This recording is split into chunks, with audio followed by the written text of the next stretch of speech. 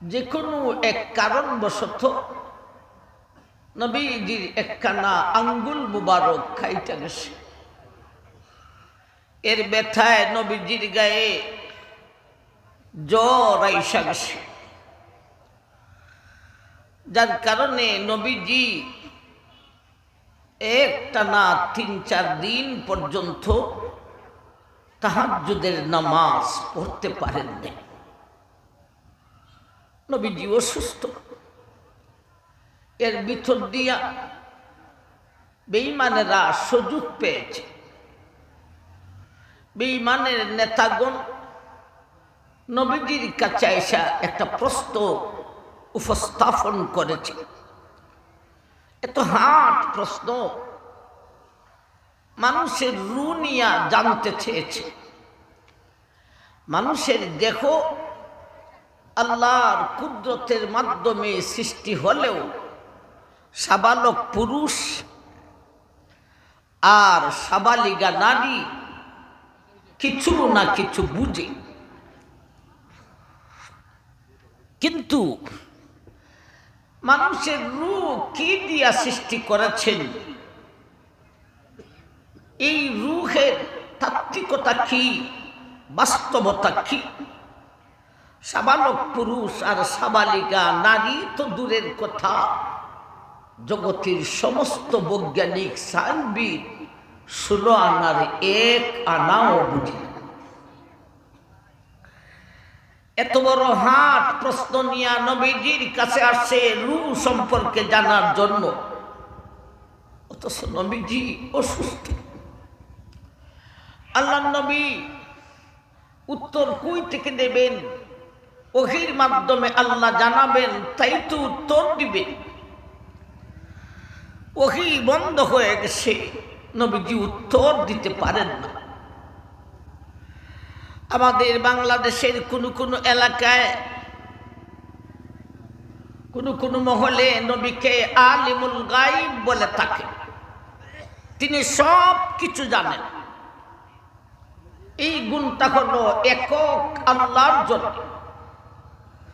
নবী যদি আলিমুল গায়ব হতেন, সবই জানতেন, তাইলে উত্তর দেওয়ার জন্যে ওহীর অপেক্ষা করতেন না।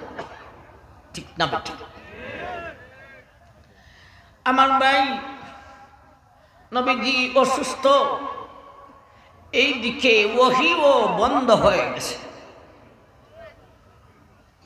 আল্লাহু আকবার! দুশমনেরা সুযোগ পেয়েছে। দুশমনদের একটা দল সাথে, এই দলের নেতৃত্ব দিচ্ছে আবু লাহাবের স্ত্রী উম্মে জামিল। সে তার দলবল নিয়ে নবীর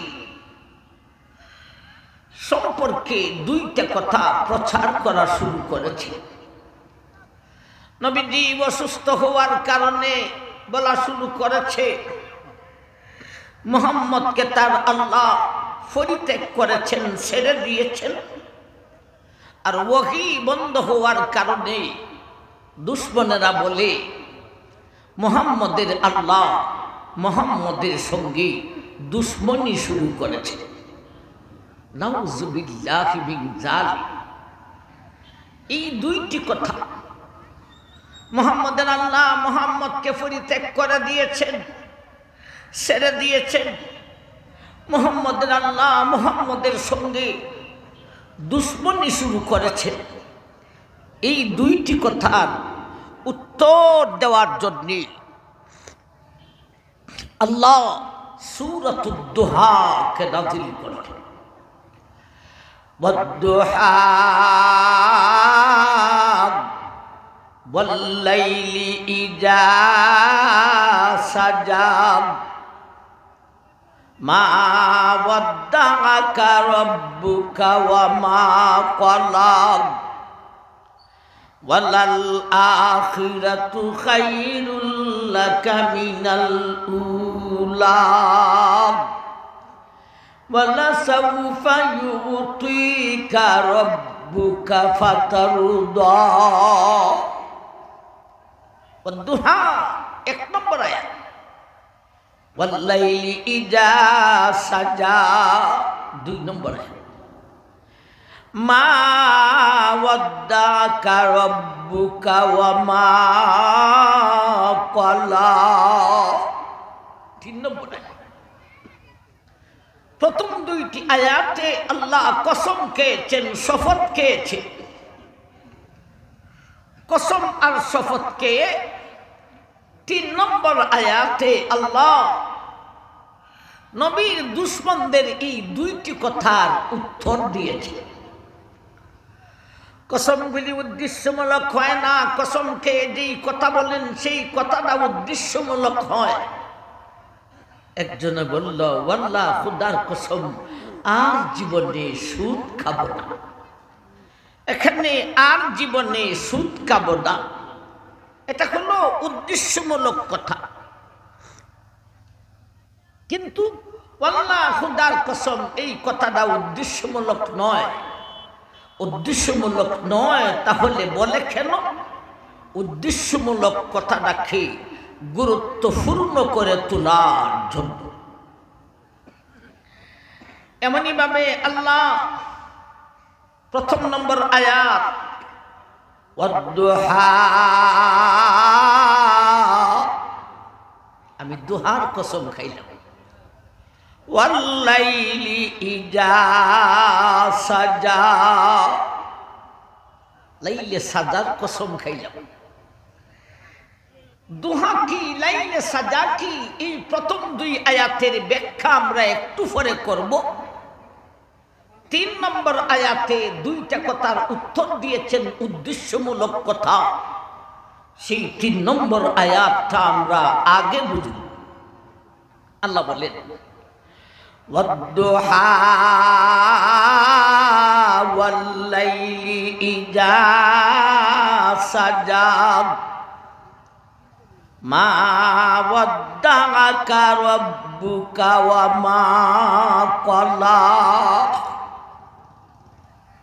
ও দুনিয়ার মানুষ, আমি আল্লাহ দুহার কসম খাইলাম, লাইলে সাজার কসম খেয়ে বলি, আমার হাবিব মা ওয়াদ্দাকা রাব্বুকা ওয়া মা ক্বালা, আমি আল্লাহ আমার নবীকে পরিত্যাগ করি নাই, ওনাকে পরিত্যাগ করি নাই, ওনার সঙ্গে দুশ্মনীও রাখি নাই, বরং তিনি আমার নবী, তিনি আমার রসুল, তিনি আমার হাবিব। একবার সুবহানাল্লাহ বলবেন না? আল্লাহ কত সুন্দর উত্তর দিয়েছে। এ বেঈমানের গোষ্ঠী, আমি পরিত্যাগ করি নাই, দুশ্মনীও রাখি নাই, তিনি আমার নবী, তিনি আমার রসুল, তিনি আমার হাবিব। হাবিব কথাটা সাধারণ নয়। অতীতের নবীদের মধ্যে কেউ ছিলেন সফিহুল্লাহ, কেউ ছিলেন খলিলুল্লাহ, কেউ ছিলেন কালিমুল্লাহ, কেউ ছিলেন রূহুল্লাহ। এই সমস্ত গুণ থেকে বহু ঊর্ধ্বের গুণ। মা ওয়াদ্দাআকা রাব্বুকা ওয়া মা ক্বালা। এ মানবার দানব, আমি আল্লাহ আমার নবীর সঙ্গে দুশ্মনীও রাখি নাই, পরিত্যাগও করি নাই, বরং তিনি আমার নবী, তিনি আমার রসুল, তিনি আমার হাবিব। অতীতের নবীদের মধ্যে কেউ ছিলেন সফিহুল্লাহ, কেউ ছিলেন খলিলুল্লাহ, কেউ ছিলেন কালিমুল্লাহ, কেউ ছিলেন রূহুল্লাহ। আরে এইগুলি নয় রে, তিনি হলেন আমার হাবিব, তিনি হলেন আমার দুস্ত, তিনি হলেন আমার বন্ধু, তিনি হলেন হাবিবুল্লাহ। ভাই, ইনি আল্লাহর হাবিব, ইনি শুধু উম্মত মুহাম্মদিয়ার নবী নন, বরং অতীতের সমস্ত নবীর নবী, সমস্ত রসুলের রসুল। সুবহানাল্লাহ বলবেন না? শুধু উম্মতে মুহাম্মাদিয়ার নবী না সমস্ত নবী না নবী? শুধু উম্মতে মুহাম্মাদিয়ার রাসূল না সমস্ত রাসূলের রাসূল? কিভাবে সমস্ত নবীর নবী হলেন, সমস্ত রাসূলের রাসূল হলেন? ইনি তো আসেন অতীতের নবীদের পরে। আল্লাহ আরেক আয়াতে বলেন, আমি আল্লাহ হে মানব তোমাদের দেহ সৃষ্টি করার আগে রূহকে সৃষ্টি করে আলমে আরওয়াহে সমস্ত রূহ একত্রিত করে আমি আল্লাহ অতীতের নবী রাসূল থেকে আমার হাবিব সম্পর্কে স্বীকৃতি নিয়েছিলাম। এই কথাটা আল্লাহ আরেক আয়াতে বলে, وَإِذْ أَخَذَ اللَّهُ مِيثَاقَ النَّبِيِّينَ لَمَا آتَيْتُكُم مِّن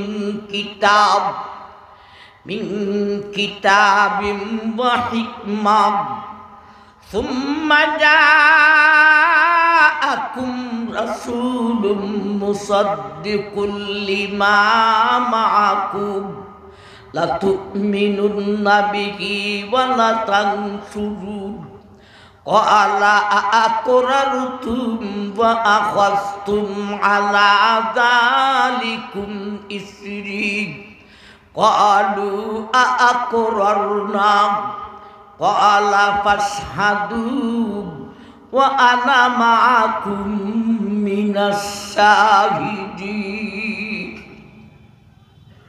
দুনিয়ার মানুষ আলমে আরওয়াহে আমি আল্লাহ অতীতের সমস্ত নবী রাসূল থেকে একটা স্বীকৃতি নিয়েছিলাম।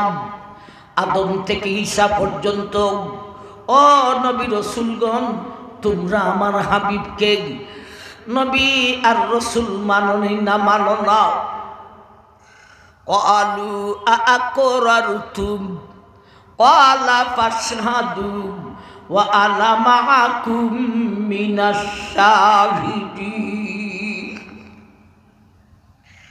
সমস্ত নবী রাসূল বলেছিলেন হ্যাঁ, আদম বলেছিলেন ও আমার আল্লাহ, তোমার হাবিব আমি আদমের নবী, আমি আদম ওয়াদা দিলাম, স্বীকৃতি দিলাম তোমার হাবিব আমি আদমের নবী। ইব্রাহিম বলেছিলেন আল্লাহ ওয়াদা দিলাম, স্বীকৃতি দিলাম তোমার হাবিব আমি ইব্রাহিম খলিলুল্লাহর নবী। মূসা বলেছিলেন ওয়াদা দিলাম, স্বীকৃতি দিলাম তোমার হাবিব আমি মূসা কালিমুল্লাহর নবী। ঈসা বলেছিলেন আল্লাহ ওয়াদা দিলাম, স্বীকৃতি দিলাম তোমার হাবিব আমি ঈসা রূহুল্লাহর নবী। আমার ভাই আল্লাহ সেই কথাটা ৩ নম্বর আয়াতে বলেন, মা ওয়াদ্দাআকা রাব্বুকা ওয়া মা ক্বালা। দুনিয়ার মানুষের বেঈমানেরা আমার নবী অসুস্থ হওয়ার কারণে বলেছিল আমি আমার নবীকে পরিত্যাগ করে দিয়েছি। ওহী বন্ধ হওয়ার কারণে বলেছিল আমি ওনার সঙ্গে দুশ্মনী শুরু করেছি। আমি আল্লাহ দোহার কসম খাইলাম, আমি আল্লাহ লাইলে সাদার কসম খেয়ে বলি উনাকে আমি পরিত্যাগ করি নাই, উনার সঙ্গে আমার দুশ্মনীও নাই, বরং তিনি সমস্ত উম্মতে মুহাম্মদিয়ার নবী। শুধু তাই না রে, তিনি অতীতের সমস্ত নবী রাসূলের নবী আর রাসূল। শুধু তাই না রে, ইনি আমি আল্লাহর নবী, ইনি আমার নবী, ইনি আমার রাসূল, ইনি আমার হাবিব। আমার ভাই আল্লাহ বুঝাইছেন ৩ নম্বর আয়াতে আমি পরিত্যাগ করি নাই, আমি দুশ্মনী রাখি নাই, বরং ইনি আমার হাবিব, ইনি আমার রাসূল, ইনি আমার নবী। অসুস্থ ছিলেন, সুস্থ করে দিয়েছি, ওহী বন্ধ হয়েছিল, জারি করে দিয়েছি। এই কথাটা বুঝাইতে গিয়া ওয়াদ-দুহা ওয়াল-লাইলি ইজা সাজা, এই দুই আয়াতে আল্লাহ কসম খেয়েছে। ওয়াদ-দুহা ওয়াল-লাইলি ইজা সাজা, আমি আল্লাহ দুহার কসম খেয়েছি, আমি আল্লাহ লাইলে সাজার কসম খেয়েছি। ও দুনিয়ার মানুষ, বেঈমানের গোষ্ঠীরা আমার হাবিবকে বলেছিল আমি ছেড়ে দিয়েছি, দুশ্মনী শুরু করেছি, আমি দুহার কসম খাইলাম, লাইলে সাজার কসম খেয়ে বলি আমি উনাকে ছাড়ি নাই, পরিত্যাগ করি নাই, উনার সঙ্গে আমার কোনো দুশ্মনী নাই, বরঞ্চ তিনি আমার নবী, তিনি আমার রসুল, তিনি আমার হাবিব। দুহার কসম, লাইলে সাজার কসম। এখন আমাদেরকে বুঝতে হবে দুহার কসম আর লাইলে সাজার কসম এগুলির ব্যাখ্যা কি, তাফসীর কি। দুহা দিয়া কিসের কসম খাইলেন, লাইলে সাজা দিয়া কিসের কসম খাইলেন? আমার ভাই, দুহা আর লাইলে সাজার অনেকটি ব্যাখ্যা থেকে কিছুটা ব্যাখ্যা, কিছুটা তাফসীর আমি আপনাদের সামনে পেশ করব ইনশাআল্লাহ। ওয়াদ-দুহা বলতে দিনের আলো, ওয়াল-লাইলি ইজা সাজা বলতে রাতের অন্ধকার। দিনের আলোর ভিতরে দিন আসেনি না আসে না? উত্তর দিবেন, দিনের আলোর ভিতরে দিন আসেনি না আসে না? রাতের অন্ধকারের ভিতরে রাতি আসেনি না আসে না? এক নম্বর ব্যাখ্যা হলো ওয়াদ-দুহা ওয়াল-লাইলি ইজা সাজা, আমি আল্লাহ দুহার কসম খাইলাম, লাইলে সাজার কসম খাইলাম, বলতে আমি আল্লাহ দিন রাতির কসম খাইলাম। দিন রাতির কসম খেয়ে বলি আমি পরিত্যাগ করি নাই, আমার হাবিবের সঙ্গে ইঞ্চি পরিমাণ কোনো দুশ্মনী না। দিন রাতির কসম, দুহা আর লাইলে সাজার এক নম্বর ব্যাখ্যা দিন রাতির কসম। ও ভাই, আল্লাহ তো গুরুত্বপূর্ণ জিনিসের কসম খান। কেন কসম খাইয়া যে কথাটা বলেন, সেই কথাটাকে গুরুত্বপূর্ণ করে তোলার জন্যে। কতটুকু গুরুত্বপূর্ণ? কসম যেই জিনিসের খাইলেন তার গুরুত্ব যতটুকু, কসম খেয়ে উদ্দেশ্যমূলক কথা যা বললেন তারও গুরুত্ব ততটুকু। তাহলে দিন রাতির কসম খাইলেন, দিন রাতি আবার কোন গুরুত্বপূর্ণ হইয়া দাঁড়ানো? আমার ভাই, দিন রাতির গুরুত্ব কতটুকু বলুন তো? দিন রাতি সারা পৃথিবীর মানুষ, মৌলভীবাজারের মানুষ, বড়লেখার মানুষ, আজিমগঞ্জের মানুষ, সুজানগরের মানুষ, দিন রাতি সারা বাঁচা সম্ভব হবে? এখন আমরা রাত্রিতে আসি, রাত্রি চলছে, যদি কেউ দিন পায় না, এই কথার মতলব কি সে আর দুনিয়াতে নাই। রাত্রি গেল, দিন পাইলাম, দিন পাওয়ার পরে যদি আর রাতি না হয়, মতলব কি লোকটা দিনের বেলায় শেষ হয়ে গেছে, আর না। দিন রাতি সারা বাইচা থাকার কোনো ব্যবস্থা না, ঠিক তবে ঠিক। দিন রাতি সারা আর কোনো টাইম আসেনি যে দিন রাতি সারা ওই টাইমে এসে বেঁচে থাকতে পারবে। দিন রাতি সারা আর কোনো সময় নেই, দিন রাতি সারা বাঁচার কোনো উপায় নেই। এত গুরুত্বপূর্ণ দিন রাতি, এই দিন রাতি সারা বাঁচার উপায় নাই। অথচ এই দিন রাতিকে জগতের সমস্ত বৈজ্ঞানিক সাইন্টিস্ট মিলেও দিন রাতিকে আবিষ্কার করতে পারবে না। আমার ভাই, দিন রাতি সারা বাঁচার উপায় নাই।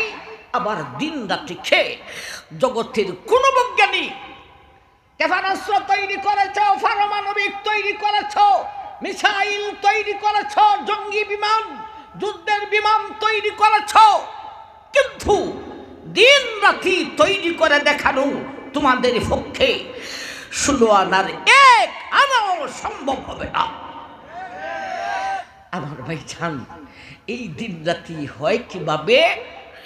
সূর্য উদয় অস্থির মাধ্যমে। একায়েত আল্লাহ ওয়াশ-শামসু তাজরি লিমুস্তাকাররিল লাহা যালিকা তাকদীরুল আজিজিল আলিম ওয়াল কমারা কদ্দারনাহু মানাজিলা হাত্তা আদাকাল উরদুনিল কদির। ও দুনিয়ার মানুষ, সূর্য পূর্ব দিকে উদয় হয়, সারাদিন তার পথে চলে, বিকেলে পশ্চিম দিকে অস্ত যায়। মন গড়াও নয় রে, কোনো রাজা বাদশাদের আদেশ পালন করে নয় রে, একমাত্র আমি মহান আল্লাহর আদেশ পালন করিয়া। আমার ভাই, তাইলে সূর্য উদয় হয় অস্ত যায় একমাত্র আল্লাহর আদেশে। বলুন ঠিক না বেটি? অস্ত যাওয়ার পরে উদয় কিভাবে হয়? আরেকখান আয়াত প্রসঙ্গে আল্লাহ রসুল বলেছেন, আয়াত খান আগে শুনি, আল্লাহর রসুলের কথা খান পরে শুনি। আশ-শামসু ওয়াল কামারু বিহুসবান ওয়ান নাজমু ওয়াশ-শাজারু ইয়াসজুদান ওয়াস-সামাআ রাফাহা ওয়া ওয়াদাআল মিজান। এর প্রসঙ্গে বিশ্বনবী বলেন, ও মায়ের উম্মত, সূর্য পূর্ব দিকে উদয় হয়, সারাদিন তার পথে চলে, বিকেলে পশ্চিম দিকে অস্ত যায়। অস্ত যাওয়ার পরে কোথায় যায় রে? সুদ খাইতে যায়নি, না রে না। ঘুষ খাইতে যায়নি, না রে না। মদ খাইতে যায়নি, না রে না। অবৈধ প্রেম প্রীতি করতে যায়নি, না রে না। ও মায়ের উম্মত, এ দুনিয়াবাসী, আল্লাহর সূর্যখানি পশ্চিম দিকে অস্ত যাওয়ার পরে আল্লাহর আরশের নিচে গিয়া আল্লাহর কুদরতি কদমের মধ্যে সেজদা করে রে। তার সেজদার তাসবিহ হলো, ও আল্লাহ, গত দিনের ন্যায় আজকেও আমি পূর্ব দিকে উদয় হব না হব না। গত দিনের ন্যায় আজকেও আমি পূর্ব দিকে উদয় হব না হব না। আল্লাহ তার সেজদাকে মঞ্জুর করে, আল্লাহ তার তাসবিহকে মঞ্জুর করে। বিদায় সূর্য পূর্ব দিকে উদয় হইয়া যায়। যদি আল্লাহ সূর্যের সজদাকে কবুল করে না, সূর্যের তাসবিহকে মঞ্জুর করেন না, আমার ভাই, জগতের কেউ সূর্যকে পূর্ব দিকে উদয় করাতেও পারবে। ভবিষ্যতে এমনভাবে একটা রাতি আসতেছে আমার ভাই, এখনের বিজ্ঞান থেকে তখনের বিজ্ঞান আরো উঠতে যাবে। ভবিষ্যতে একটা রাতি আসতেছে এমনভাবে সূর্যটা আরো সে নিচে গিয়া আল্লাহর কুদরতি কদমের মধ্যে সেজদা করবে, কিন্তু তার সেজদা মঞ্জুর হবে না, তার তাসবিহ আল্লাহর দরবারে কবুল হবে না। আল্লাহ উদয়ের অনুমতি দিবেন না, সূর্য উদয় হতে পারবে না। এমত অবস্থায় একটা রাতি হবে, একটা না 3 দিন 3 রাতির সমান একটা রাতি হবে। বিজ্ঞান তখন আরো উঠতে যাবে, কিন্তু সমস্ত বিজ্ঞান মিলেও ইঞ্চি পরিমাণও কিছু করতে পারবে না। গরু ছাগল হাম্বা হাম্বা করতে থাকবে, মানুষটি হায় হায় করতে থাকবে। একটা না 3টা দিন আর 3টা রাতির সমান রাতিটা যাওয়ার পরে আল্লাহ বলবেন, হে সূর্য যা, এখন তোর সজিদা মঞ্জুর করেছি, তোর তাসবিহ কবুল করেছি, তুমি উদয় হতে পারো, তবে স্বাভাবিক গতিতে নয়। এতদিন তুমি উদয় হয়েছ পূর্ব দিক থেকে, যা আজকে যাইয়া পশ্চিম দিক থেকে উদয় হও। আমার ভাই তাইলে দিন রাত্রির সারা বাছার উপায় নাই। দিন রাত্রি হয় কিভাবে? সূর্যের উদয় আর অস্তের মাধ্যমে। আর সূর্যের উদয় আর অস্ত হয় আল্লাহর আদেশে। তাহলে দিন রাত্রি হয় এক আল্লাহর আদেশে। দিন রাত্রি ছাড়া বাঁচার কোনো উপায় নাই। অথচ এই দিন রাত্রিকে কেউ আবিষ্কার করতে পারে না। যদি দিন রাত্রি ছাড়া বাঁচার উপায় হইত তাহলে গুরুত্ব কমে যাইত। বার্থ দিন রাত্রিকে আল্লাহ ছাড়া বৈজ্ঞানিকরা আবিষ্কার করতে পারে, তাও গুরুত্ব কমিয়া যাইত। রাত্রি দিন রাত্রি ছাড়া বাঁচার উপায় নাই। আবার এই দিন রাত্রি আল্লাহ ছাড়া জগতের কেউ আবিষ্কার করতে পারে না। এত গুরুত্বপূর্ণ দিন রাত্রি, আল্লাহ সেই দিন রাত্রির কসম খান। ওয়াদ্দুহা ওয়াল্লাইলি ইজা সাজা। ও দুনিয়ার মানুষ, আমি আল্লাহ দিন রাত্রির কসম খাইলাম, যেই দিন রাত্রির ছাড়া বাঁচার কোনো উপায় নাই। আমেরিকা, রাশিয়া, ভারত, চীন কেউই বাঁচতে পারবে না দিন রাত্রি ছাড়া। যে দিন রাত্রি ছাড়া বাঁচার কোনো উপায় নাই। আর ওই দিন রাত্রিকে আমি আল্লাহ ছাড়া কেউ আবিষ্কারও করতে পারে না।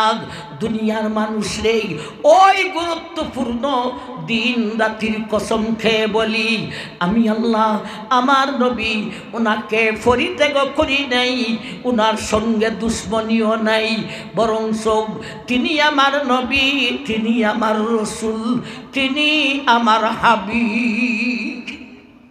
আমার ভাই ওয়াদ্দুহা ওয়াল্লাইলি ইজা সাজা কয়টা ব্যাখ্যা করলাম? বলেন কয়টা? একটা। দিন রাত্রির কসম, দুহা বলতে দিন, লাইলা সাজা বলতে রাত্রি। দিন রাত্রির কসম খেয়ে বলি, আমি পরিত্যাগ করি নাই, আমি দুশ্মনী রাখি নাই। ইনি আমার হাবিব, ইনি আমার বন্ধু। আসুন দুহা আর লাইলা সাজার 2 নম্বর ব্যাখ্যাতে যাই। ওয়াদ্দুহা ওয়াল্লাইলি ইজা সাজা মা ওয়াদ্দাকা রাব্বুকা ওয়া মা ক্বালা। ওয়াদ্দুহা, আমি আল্লাহ দুহার কসম খাইলাম। দুহা বলতেন ও দুনিয়ার মানুষ, আমি আল্লাহ আমার হাবিবের নুরানি উজ্জ্বল চেহারা মুবারকের কসম খাইলাম। আল্লাহ হাবিবের নুরানি উজ্জ্বল চেহারা। ওয়াল্লাইলি ইজা সাজা, লাইলে সাজা বলতেন ও দুনিয়ার মানুষ, আমার হাবিবের মাথার কেশ মুবারক, চুল মুবারকের কসম খাইলাম। নবীজির নুরানি চেহারার কসম, নবীজির মাথার কেশ মুবারকের কসম। নবীজির চেহারা কতটুক নুরানি ছিল, কতটুক উজ্জ্বল ছিল। ভাই ইউসুফ নবীকে সুন্দরের 2 ভাগে ভাগ করে, এক ভাগ সমান 2টা ভাগ করে, এক ভাগ একা ইউসুফে, আরেক ভাগ বিশ্বের সমস্ত জনে। আর বিশ্ব নবীকে আমার ভাই যেই সুন্দরে ভাগাভাগি করেছেন, এই সুন্দরটার আরবি নাম হলো হাসান। এটা হলো নিম্ন লেভেলের সুন্দর, আর ঊর্ধ্ব লেভেলের সুন্দর হলো জামাল। জামাল সুন্দরী কোনো ভাগাভাগি না করে আমি আল্লাহ একা আমার হাবিবকে জামাল রিজার্ভ করে দিয়েছি। আমার ভাই এত সুন্দর। সামাইলে তিরমিজিতে আল্লাহ রসুলের হাবিব বর্ণনা করেছেন, সামাইলে তিরমিজিতে পাওয়া যায়।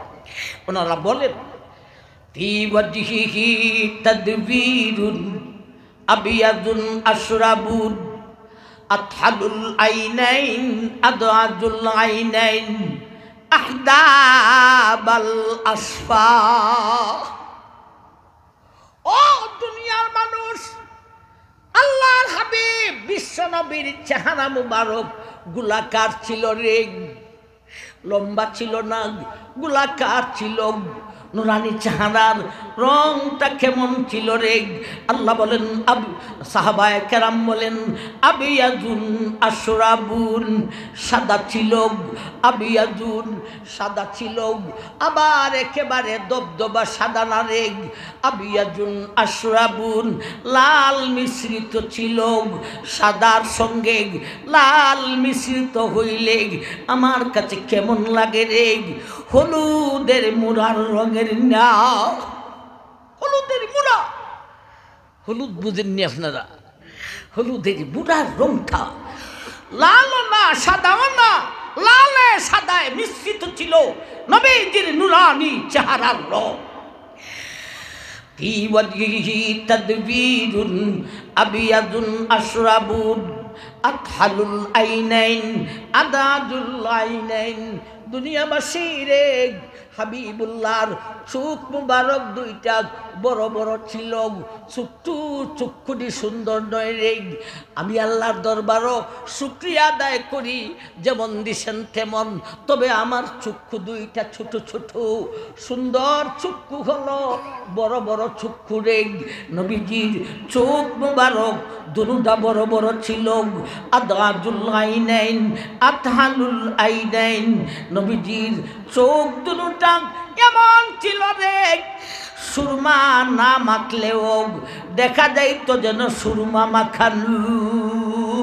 আতহালুল আইনাইন আদাদুল আইনাইন আহদাবাল আসফার। নবীজির চোখ মুবারকের উপরে যে দুইটা বুয়া ছিল রে, এই বুয়াটি চিকন এবং লম্বা ছিল। চুল মুবারক কেমন ছিল? লাইসা বিত্তাবিলিল বাইনি ওয়ালা বিল কাসির ওয়ালা বিল জাদিল কাতাতি ওয়ালা বিস সাবাতি। চুল মুবারক এত সুন্দর ছিল, একেবারে বাস করা চুল যেটা, এইটাও সুন্দর চুল নয় রে।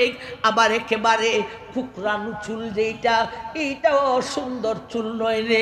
নবীজির কেশ মুবারক, মাথার চুল মুবারক কেমন ছিল? মাথার চুল মুবারক বাস করাও ছিল, আবার কুকরানো ছিল, গোড়ার দিক দিয়া বাস করানো ছিল, আর মাথার দিক দিয়া আগার দিক দিয়া কুকরানো ছিল। নবীজির এত সুন্দর চেহারা আর এত সুন্দর চুল। ওমা আহসানু মিনকা লাম তারাক্কাতু আইনি ওমা আজমালু মিনকা লাম তালিদিন নিসাউ। কুলিকুতা মুবাররাআম মিন কুল্লি গায়বিন কাআন্নাকা কদ খুলিকুতা কামা তাশাউ। ওমা আহসানু মিনকা লাম তারাক্কাতু আইনি ওমা আজমালু মিনকা লাম তালিদিন নিসাউ। খুলিকতা মুবাররাআম মিন কুল্লি গায়বিন কাআন্নাকা কদ খুলিকুতা কামা তাশাউ। কবি বলেন, আমার চোখে তো সুন্দর কোনো ব্যক্তি দেখি নাই রে। ওমা আজমালু মিনকা লাম তালিদিন নিসাউ। বিশ্বের বুকে কোনো মা এত সুন্দর ছেলে, এত সুন্দর সন্তান জন্ম দিতে পারে নাই। খুলিকতা মুবাররাআম মিন কুল্লি গায়বিন। উনার কোনো দোষ নাই, ত্রুটি নাই, আইব নাই, গন্ধ নাই, লেজের লাগালো পায় না। কাআন্নাকা কদ খুলিকুতা কামা তাশাউ। এত সুন্দর দেখলে মনে হইতো যেন উনি যেমনে বলেছেন আল্লাহ তেমনি সৃষ্টি করেছে। এত সুন্দর চোখ আর এত সুন্দর নুরানি চেহারা। আল্লাহ বলে, ওয়াদ্দুহা ওয়াল্লাইলি ইজা সাজা। ও দুনিয়ার মানুষ, বেঈমানেরা, আমার নবীকে বলেছিল আমি আল্লাহ পরিত্যাগ করে দিয়েছি, আমি আল্লাহ আমার নবীর সঙ্গে দুশ্মনী শুরু করেছি, আমি আল্লাহ দুহা আর লাইলে সাজার কসম খাইলাম রে। বলতে দুনিয়ার মানুষ আমি আল্লাহ দিন রাতির কসম খাইলাম। 2 নম্বর ব্যাখ্যা, আমি আল্লাহ আমার হাবিবের নুরানি উজ্জ্বল চেহারার কসম খাইলাম, আমি আল্লাহ আমার নবীর কেশ মুবারকের কসম খেয়ে বলি ওনার সঙ্গে আমার ইঞ্চি পরিমাণও কোনো দুশ্মনী নাই, আমি পরিত্যাগ করি নাই, বরঞ্চ তিনি আমার নবী, তিনি আমার রসুল, তিনি আমার হাবিব। কয়টা ব্যাখ্যা গেল? 2টা। একটা হলো দিন রাতি, আর একটা হলো নবীজির চেহারা আর চুল মুবারক। আল্লাহ নবীর হাবিবের চেহারার কসম খেয়েছে, হাবিবের মাথার কেশ মুবারকের কসম খেয়েছে। আসুন 3 নম্বর ব্যাখ্যা খান শুনি। ওয়াদ্দুহা ওয়াল্লাইলি ইজা সাজা। ও দুনিয়ার মানুষ, এবারে আমি আল্লাহ দুহা দিয়া বুঝাইতে চাই আমার নবীর মায়ার দিন, আমার নবীর মায়ার দিনের কসম খাইলাম, যেই দিনের জন্যে আমার হাবিব রক্তে রঞ্জিত হয়েছেন, যেই দিনের জন্যে উহুদের মাঠে আমার হাবিব দান শহীদ করেছেন, আমি আল্লাহ আমার হাবিবের সেই মায়ার দিনের কসম খেয়ে বলি, যাই না রাখো ইনিকে আমি পরিত্যাগ করি নাই, দুশ্মনীও নাই, বরং ইনি হলেন আমার দুস্থ, ইনি হলেন আমার বন্ধু, ইনি হলেন আমার হাবিব। নবীজির মায়ার দিনের কসম, একবার কোন সুবহানাল্লাহ। নবীর মায়ার দিন, সেইটাই ইসলাম ধর্ম। আমার ভাই, নবীর মায়ার দিন ইসলাম ধর্মের আসল রয়েছে, ইসলাম ধর্মের দলিল প্রমাণ রয়েছে, কিন্তু হিন্দু বৌদ্ধ বেঈমানদের ধর্মের কোনো আসল নাই, এদের ধর্মের কোনো দলিল প্রমাণও নাই। আমাদের নবীর ধর্মের, আমাদের ধর্ম ইসলাম ধর্ম, নবীর মায়ার দ্বীনের ধর্মের আসল কি? ওমা ইয়ানতিকু আনিল হাওয়া ইন হুয়া ইল্লা ওয়াহিয়ুন ইউহা।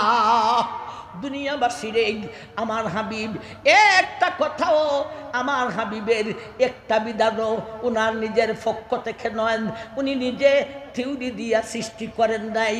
বাংলার মুসলমান ৭২-এর সংবিধান সম্পূর্ণটাই ছিল মানুষের তৈরি রে, মানুষের মন গড়া বিধান দিয়া এ দেশ পরিচালনা করেছ।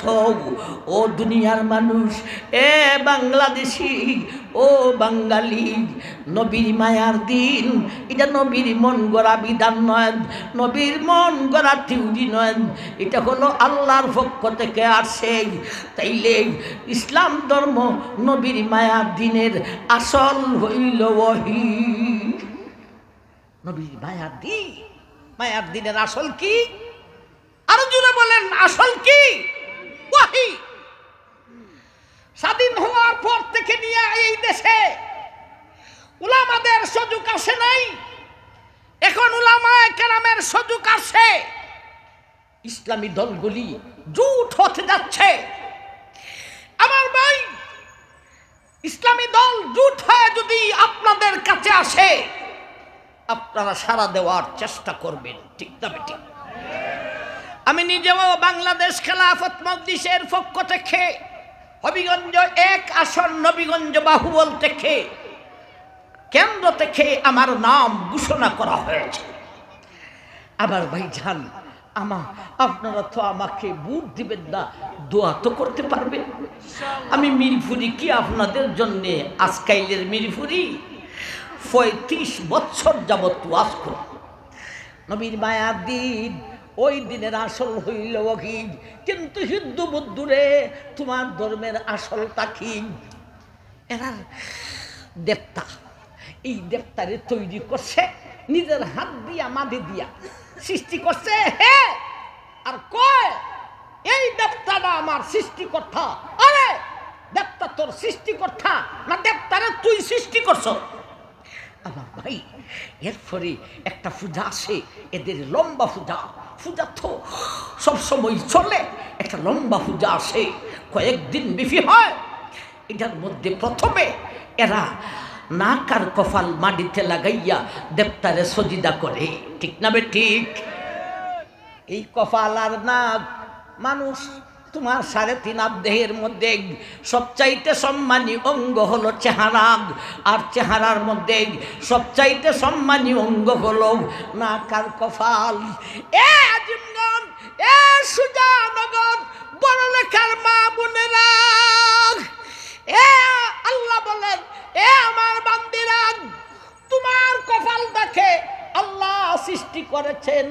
ও আজিমগঞ্জের মা বোনেরা গো, তোমার কপালটাকে আল্লাহ সৃষ্টি করেছেন টিপ দেওয়ার জন্য নয়, তোমার কপালটাকে মৌলায় সৃষ্টি করেছেন মৌলারে সজিদা করার জন্য।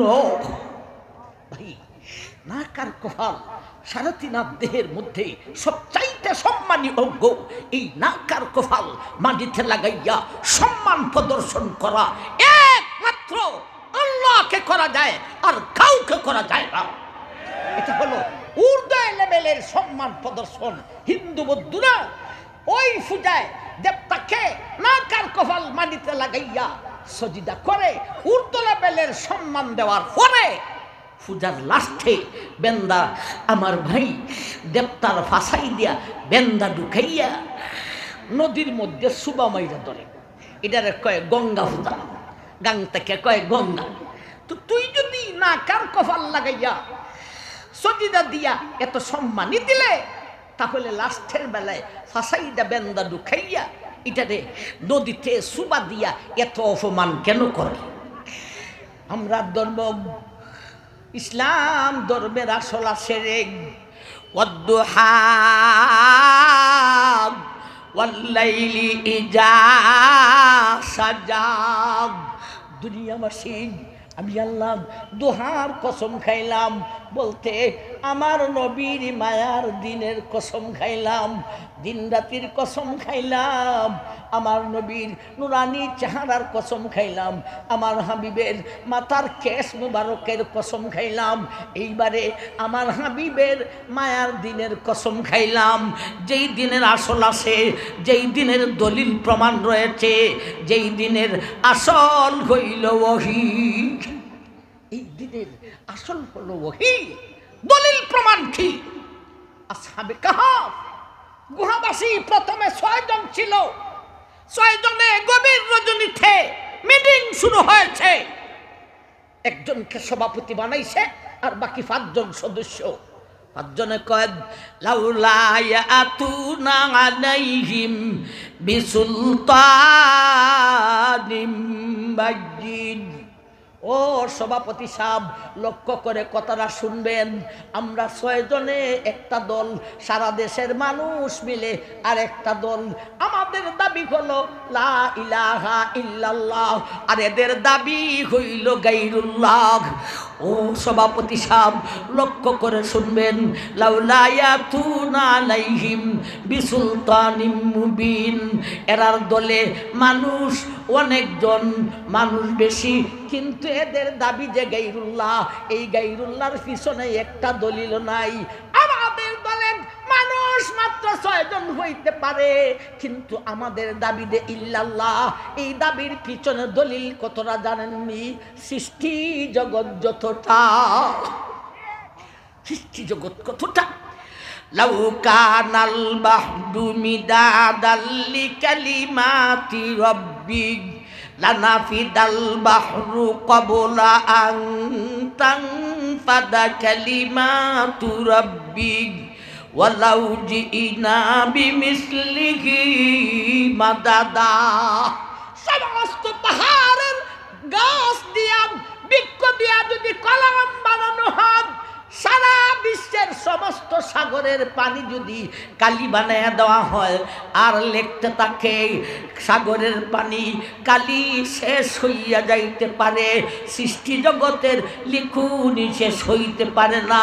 পাঁচজনে বলে, ও সভাপতি সাহেব, তেমনভাবে আমাদের দলে মানুষ মাত্র 6 জন, কিন্তু আমাদের দাবি যে ইল্লাল্লাহ, এই দাবির পিছনে দলিল কতটা।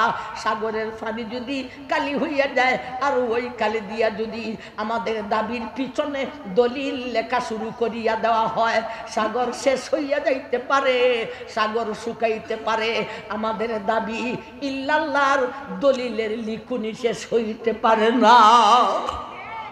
আমাদের ধর্মে নবীর মায়ার দিন, নবীর ধর্মের আসল আছে, নবীর ধর্মের দলিল রয়েছে। বলুন ঠিক তবে ঠিক? মুসলমান, আমাদের ধর্মের আসল হলো ওহী। সুতরাং আমরা ঘর চালাইব ওহী অনুযায়ী, আমরা সমাজ চালাইব ওহী অনুযায়ী, আমরা মুসলমান, আমাদের ইমান ভিতরে রয়েছে, আমরা রাষ্ট্র চালাইব ওহী অনুযায়ী।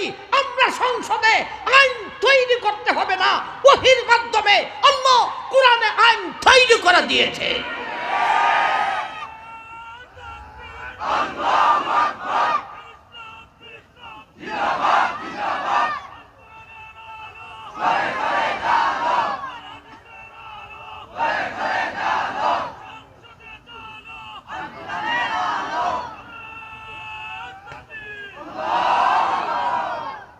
আমি আল্লাহরে কইছি, আল্লাহ আমার জীবনে মেম্বারির ইলেকশনও করছি না, 21 সংসদ, আর যারা ইলেকশন করছে এদের পিছে ঘুরছিও না।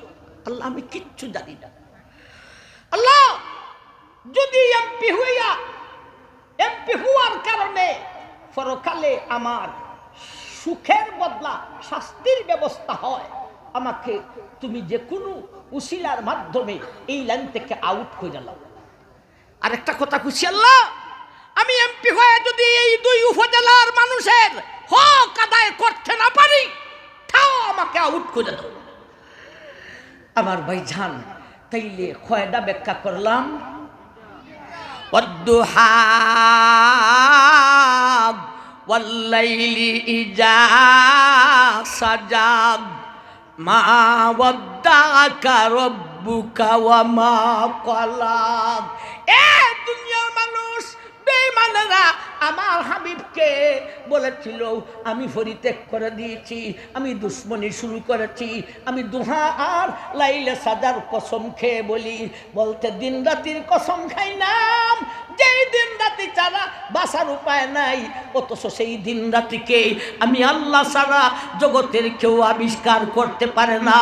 এত গুরুত্বপূর্ণ দিন রাতির কসম খাইলাম আমি আল্লাহ, আমার হাবিবের নুরানি চেহারার কসম খাইলাম আমি আল্লাহ, আমার হাবিবের মাতার কেশ মুবারকের কসম খাইলাম আমি আল্লাহ, আমার হাবিবের মায়ার দিনের কসম খেয়ে বলি, ওনার সাথে কোনো দুশ্মনী নাই, ওনাকে আমি পরিত্যাগ করি নাই, বরং তিনি আমার নবী, তিনি আমার রসুল, তিনি আমার হাবিব, তিনি আমার দুস্ত, তিনি আমার বন্ধু। ভাই, যেই 3টা কসম খাইলাম, যেই 3টা ব্যাখ্যা করলাম, লক্ষ্য করেন এই 3টা দিন রাতি বলতে সময়, এর ফলে সুন্দর, এর ফলে ধর্ম, সারা বিশ্ব জুড়ে এই 3টা নিয়েই বাড়াবাড়ি চলেছে।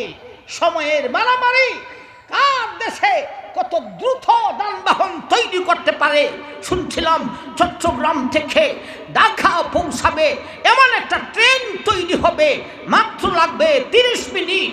আমার ভাই কিছুদিন আগে আমেরিকার একটা যুদ্ধ বিমান, জঙ্গি বিমান ইরানের উপর দিয়া বোমা ছেড়েছে, এত দ্রুত সেই বিমানটা যাইতে পারে, আজও পর্যন্ত পৃথিবীর মুখে আর কেউ এত দ্রুত যুদ্ধ বিমান তৈরি করতে পারে নাই, এটা তাদের বাহাদুরি, সময়ের বাহাদুরি। বিশ্ব জুড়ে সময়ের বাহাদুরি। অল্প সময়ে বেশি দূরত্ব যাইতে পারে, অল্প সময়ে বেশি কাজ করতে পারে। আমার মাই একটা বাড়াবাড়ি হলো সময় নিয়া, 2 নম্বরের বাড়াবাড়ি হলো সুন্দরী নিয়া। ঠিক না ঠিক? 3 নম্বরের বাড়াবাড়ি হলো ধর্ম নিয়া। ইহুদি খ্রিস্টানরা এরা চায় আমাদের খ্রিস্ট ধর্ম বিশ্বে আমরা সুপ্রসারিত করব। আমরা মুসলমান চাই আমাদের ইসলামকে সারা বিশ্বে সুপ্রসারিত করব। ধর্ম নিয়ে বাড়াবাড়ি, সুন্দর নিয়ে বাড়াবাড়ি, সময় নিয়ে বাড়াবাড়ি। এ জন্মে আমি আল্লাহ এই 3টার কসম খাইলাম। একবার কোন সুবহানাল্লাহ। আর সামনে মারব না। ওয়াদ্দুহা ওয়াল্লাইলি ইজা সাজা মা ওয়াদ্দাকা রাব্বুকা ওয়া মা ক্বালা। দুনিয়াবাসী রে, আমি আল্লাহ দিন রাতির কসম খাইলাম। আমি আল্লাহ আমার হাবিবের সুন্দর উজ্জ্বল নুরানি চেহারার কসম খাইলাম। আমার হাবিবের মাথার কেশ মুবারকের কসম খাইলাম। আমার হাবিবের রক্তমাখা দিন, দান দান শহীদ কত দিন, মায়ার দিনের কসম খেয়ে বলি সাবধান, আমি ওনাকে পরিত্যাগ করি নাই, আমি ওনার সঙ্গে ইঞ্চি পরিমাণ দুশ্মনী রাখি নাই, বরং তিনি আমার নবী, তিনি আমার রসুল, তিনি আমার দুস্ত, তিনি আমার বন্ধু, তিনি আমার হাবিব। ভাই তফসির তো করলাম 3 আয়াতের। সবক কি? সবক হইল নবীর শান বুঝিয়া নবীর এসকে পাগল পালা হইতাম, নবীর আশিক হইতাম। নবীর আশিক হইতে হইলে কিভাবে আশিক হওয়া যায়? আমার ভাইজান, শুধু আশিকের দলে নাম লেখাইলে আশিক হওয়া যায় না। আশিক কইয়া নিজে নিজে ফাল দিলে, লাভ দিলে আশিক হওয়া যায় না। নবীর আদর্শ, নবী যা আদেশ করেছেন, নবী যা নিষেধ করেছেন, নবীর আদর্শ, নবীর চরিত্র কি ছিল তা আমরা গ্রহণ করব। আমার ভাই, তাইলেই নবীর আশিক হওয়া যায়। বলুন ঠিক না বেঠিক? আমার ভাই জান, আর না আমার ভাই, কিছু কথা বললাম তাফসীরি আলোকে, কিছু কথা আপনাদেরকে শুনাইলাম। আল্লাহ আমাদেরকে কবুল করুন, আমিন। ওয়া আখিরু দাওয়ানা আনিল হামদুলিল্লাহি রাব্বিল আলামিন।